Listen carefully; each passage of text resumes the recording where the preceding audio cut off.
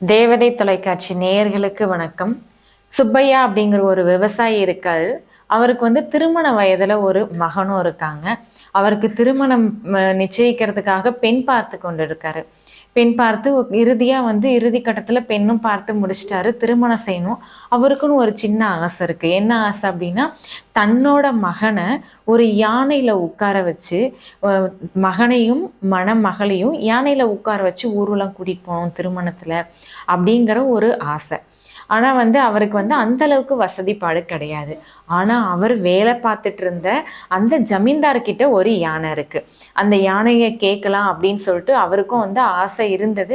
ஆனா அவர் கொடுப்பாரா கொடுக்க மாட்டாராங்கிற ஒரு தயக்கமும் இருந்தது, ஒரு பயம் இருந்தாலும் முதலாளி கிட்ட போய் மற்ற சின்ன சின்ன உதவிகள் கேட்கலாம், இதை கேட்டா என்ன நினைப்பாங்க அப்படின்னு சொல்லிட்டு இருந்தோம். சரின்னு சொல்லிட்டு போயிட்டு கேட்டு பார்க்கலாம், கேட்டாதான் எதுவுமே கிடைக்கும் இல்லைங்களா அப்படிங்கிற ஒரு எண்ணத்துல போய் கேட்கிறாரு.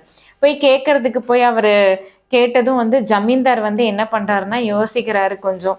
நம்ம யானையை கொடுத்துட்டோம்னா நமக்கும் அவங்களுக்கு என்ன வித்தியாசம்? சரி, என்ன பண்றது, வழி வழியா அவங்க நம்ம வீட்டுல வேலை பார்க்கறாங்க, சரி கொடுப்போம் அப்படின்னு சொல்லிட்டு அவர் சரின்னு ஒப்புக்கொள்றாரு. மறுக்க முடியாத சூழ்நிலை அப்படிங்கறதுனால சரின்னு இவருக்கு ஒரே சந்தோஷம். நம்ம மகனையும் மருமகளையும் யானையில உட்கார வச்சு ஊர்வலம் கூட்டிட்டு போகணும் அப்படின்னு சொல்லிட்டு இவருக்கு ஒரு மிகப்பெரிய ஆசை அது.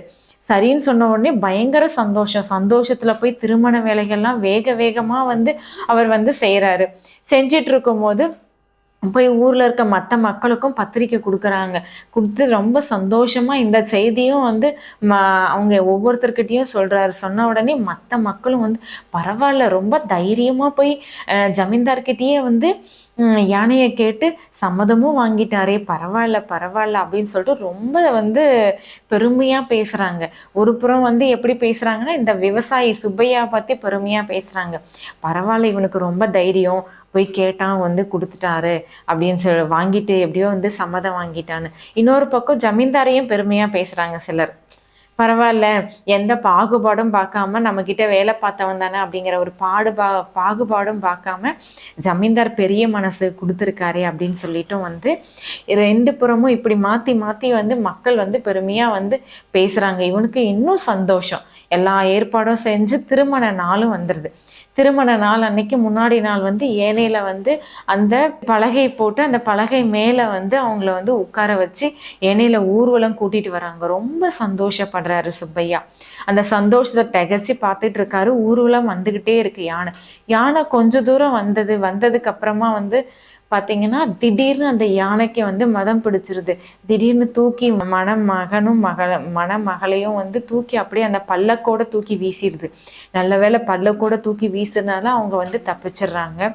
அதே சமயம் பயங்கரமா அது திமிரிக்கிட்டு எகிரி குதிச்சுட்டு போயிட்டு ரத்தம் கக்கி அங்கே தன்னோட உயிரையும் விட்டுருது யானை. விட்ட உடனே இவன் ரொம்ப வருத்தப்படுறான். எவ்வளோ பெருசு, நான் எவ்வளவோ கனவு கண்டு ஆசைப்பட்டு நான் ஏற்பாடு பண்ணேன் ஜமீன்தார்கிட்ட, இப்போ என்ன பதில் சொல்றதுன்னு தெரியல ஜமீன்தாருக்குன்னு சொல்லிட்டு ரொம்ப சோகமாயிடுறான். ஆன உடனே ஜமீன்தார்கிட்ட போய் கேட்குறான், இந்த மாதிரி என்னை மன்னிச்சிடுங்க, இதுக்கு ஈடா நான் என்கிட்ட இருக்கிற அந்த கொஞ்சம் நிலத்தை கூட நான் கொடுத்துட்றேன் உங்களுக்கு, இல்லை வேற ஏதாவது ஏன்னா கூட வாங்கிக்கோங்க, அதை விற்று கூட நான் உங்களுக்கு வாங்கி கொடுத்துட்றேன் அப்படின்னு சொல்லிட்டு மன்னிப்பு கேட்குறான். ஆனால் ஜமீன்தார் இல்லை, எனக்கு வேற யானை வேணாம், எனக்கு என்னோட அதே யானை தான் வேணும் அப்படின்னு சொல்லிட்டு கேட்குறாரு. ஆனால் அதே யானை எப்படி நான் தர முடியும், நீங்கள் எப்படியாவது எனக்கு கொஞ்சம் கருணை காட்டுங்க அப்படின்னு சொல்லிட்டு கேட்குறான்.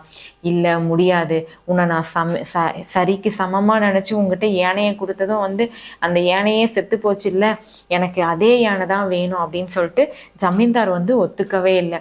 ஊர் மக்களும் பலர் அவங்க இவன் ரொம்ப வருத்தத்தில் இருக்கிறத பார்த்து அவங்க கூட ஆறுதல் பேசும்போது சொல்கிறாங்க, நீ இந்த விஷயத்த நீ கொண்டு போயிட்டு மரியாதை ராமன் கிட்ட கொடுத்து நீ இந்த மாதிரி நீதி கேளு அப்படின்னு சொல்லிட்டு சொல்றாங்க, அறிவுரை சொல்றாங்க. சரின்னு சொல்லிட்டு மரியாதை ராமன் கிட்ட போயிட்டு அவனோட இந்த மாதிரி அவனோட இதுவை கொடுக்குறான், அவனோட மனுவை கொடுக்குறான், இந்த மாதிரி எனக்கு வந்து இதுக்கு ஒரு நல்ல தீர்ப்பு கொடுங்க, என்னால் வந்து மீண்டும் எப்படி அந்த இறந்து போன யானையை நான் வந்து திரும்ப கொடுக்க முடியும் அப்படின்னு சொல்லிட்டு உடனே அவரும் வந்து என்ன சொல்கிறாருன்னா, சரி நான் உனக்கு நாளைக்கு தீர்ப்பு சொல்கிறேன், நீ நான் சொல்கிறத போய் செய் அப்படின்னு சொல்லிட்டு 2 பேரோட வாக்குவாதமும் கேட்குறாங்க. ஜமீன்தாரோட வாக்குவாதமும் அந்த சுப்பையாவோட வாக்குவாதம் 2 பேரோடதும் கேட்குறாங்க. கேட்டுட்டு நாளைக்கு நான் இதுக்கான தீர்ப்பு சொல்கிறேன்னு சொல்லி அமுச்சு விட்டுடுறாரு. அந்த விவசாயியை கூப்பிட்டுட்டு, உன்னோட வீட்டு கதவுக்கு பின்னாடி பானைகள் கொஞ்சம் அடுக்கி வச்சுட்டு நீ உள்ளாரே காத்துக்கிட்டுரு அப்படின்னு சொல்லிட்டு சொல்லி அனுப்புகிறாரு மரியாதைராமன். சுப்பையாவும் அதே மாதிரி செய்கிறாரு. அடுத்த நாள் ஜமீன்தார் வந்துடுறாரு. ஆனால் சுப்பையா இன்னும் வரவே இல்லை அப்படின்னு சொல்லிட்டு எல்லாரும் காத்துக்கிட்டு இருக்காங்க, இன்னைக்கு தீர்ப்பு சொல்லணும் அப்படிங்கிறதுக்காக.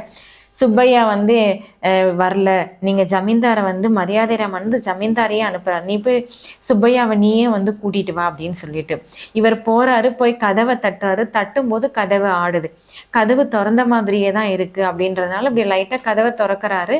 திறந்த உடனே என்ன ஆகுதா, கதவுக்கு பின்னாடி அடுக்கி வைக்கப்பட்டிருந்த பானைகள்லாம் கீழே விழுந்து உடஞ்சிருது. உடஞ்ச உடனே வந்து உள்ளார இருந்து சுப்பையா வந்து சத்தம் போட்டு வர்றாரு, ஐயோ என்னோட பானைகள்லாம் உடஞ்சிருச்சே அப்படின்னு சொல்லிட்டு. உடனே வந்து அந்த ஜமீன்தார் என்ன சொல்றாருன்னா, கவலைப்படாத, உனக்கு நான் இந்த பானைக்கு பதிலாக இன்னும் 2 பானை சேர்த்து கூட நான் உனக்கு வாங்கி கொடுத்துட்றேன் அப்படின்னு சொல்லிட்டு சொல்றாரு.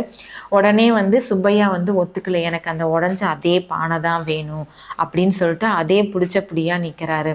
உடனே மரியாதைராமனும் சொல்றாரு, நீங்கள் எப்படி இறந்து போன யானை அதே யானை கேட்குறீங்களோ அதே மாதிரி அவனோட அதே பானையை கொடுத்துருங்க, அவனும் அதே யானையை உங்களுக்கு கொடுத்துருவான் அப்படின்னு சொல்லிட்டு ஜமீன்தாருக்கு எடுத்து சொல்கிறாரு.